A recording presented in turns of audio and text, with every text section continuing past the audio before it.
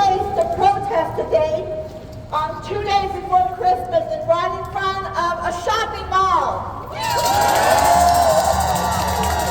There can be no celebration in the middle of genocide.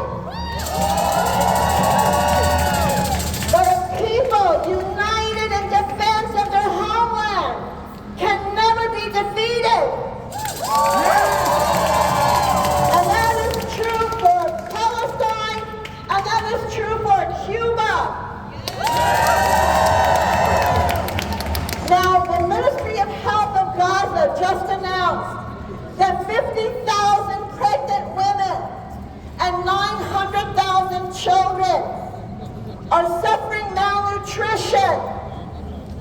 This is a giant generation of children and babies to come. But neither Biden nor Blinken care about that. What they want is for Israel to hurry up and finish their extermination campaign. But they have two problems. One is the massive heroic resistance of the Palestinian people and their fighters.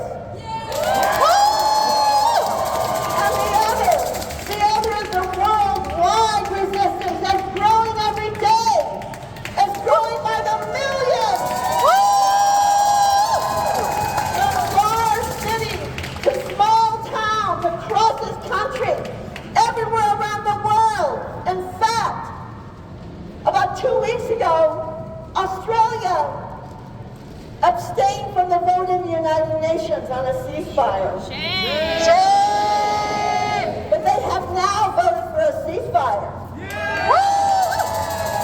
Because they can't stand up to these lies any longer.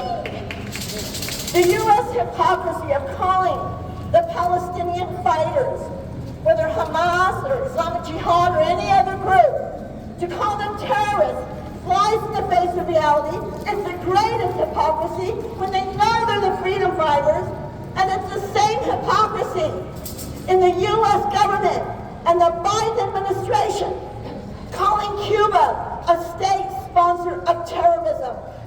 That's a lie. The U.S. sends bombs, Cuba sends doctors.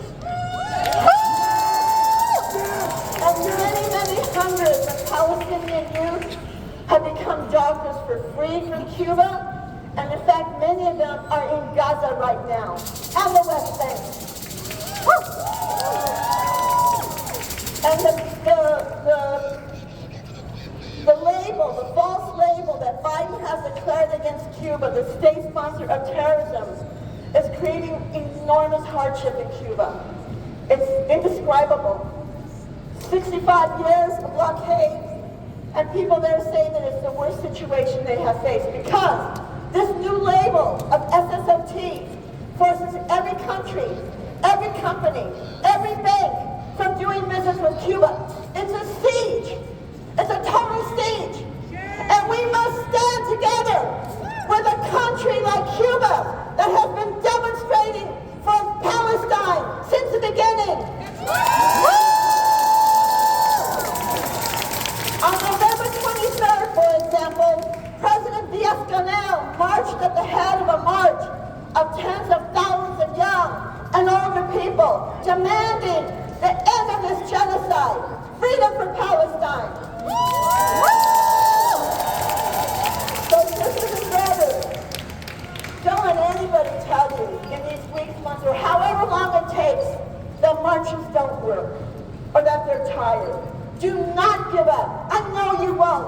We're going to march today. We're going to march tomorrow, every day, until Palestine is free.